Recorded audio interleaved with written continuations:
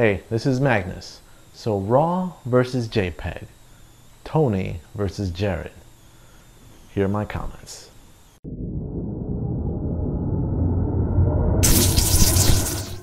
Alright, now a short time ago, Tony Northrup put out a video that was a pretty general video that's been talked about a lot on the internet over the years, and it's always RAW versus JPEG. You have several articles and several YouTubers that have talked about this subject in many times, and it was Tony's turn, and he addressed the subject, and he maintained the basic thought that if you're just starting out, maybe it's a good idea that you shoot RAW photos to begin with, because that'll give you a little bit more flexibility if you didn't set up your camera settings right. And well, eventually Jared did actually respond to the video and pretty much explained his version as to why in many cases you need to always shoot RAW, no matter if you're a beginner and especially if you're experienced, to always have the capability to do some tweaks if necessary.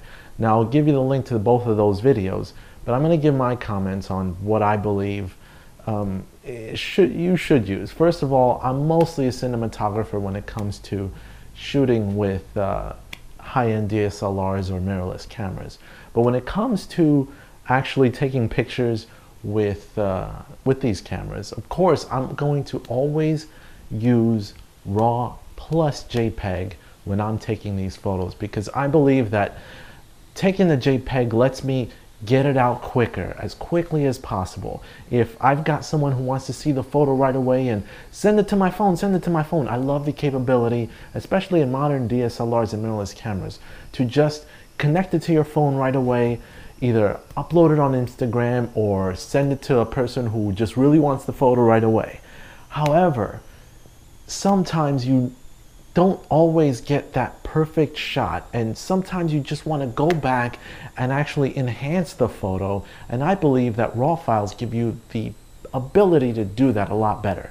Now, Jared made a comment as well that a lot of beginners wouldn't know what to do with a RAW file, so maybe they would be more than likely than take JPEGs, but he still recommends that you take JPEGs, you take RAWs, and when you can figure out what to do with RAW files, you come back to it much later.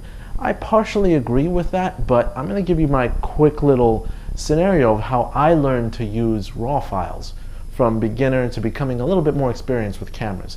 When I first started taking pictures, I actually had purchased a Canon 6D. Now me, along with a lot of beginners trying to get into the full frame DSLRs and higher end cameras, it was I want to take better pictures or better video. Me in particular wanted to take better video, but you always want to take that better picture. Just take a quick snapshot and say, here, look at what this expensive camera gave me. And a lot of JPEGs are able to just say, wow, and I wowed a lot of people with JPEGs. Now when discussing RAW and the ability to do RAW, I stayed away from RAW, not because I wasn't going to know how to use it when I put it to my computer. I'm actually very technically savvy when it comes to computers. My thing is that I didn't know the benefits of RAW. It wasn't until much later that I started to really dig deep into why can this camera take RAW files, why are they so much bigger, and what's the added benefit. Once I understood the added benefit, even as a beginner, there was no turning back. I had to take RAW plus JPEGs because it allows the greatest flexibility to either quick turnaround or really dive deep into the photos. So that's my opinion. Let me know what you guys think between RAW and JPEGs and what you prefer to shoot. And make sure to watch the videos that I'm talking about. I'll make sure to link them in the description down below. And as always, like, share, hit my Twitter up, and you can make my day if you subscribe today. This is Magnus, and I'm out. See you guys later.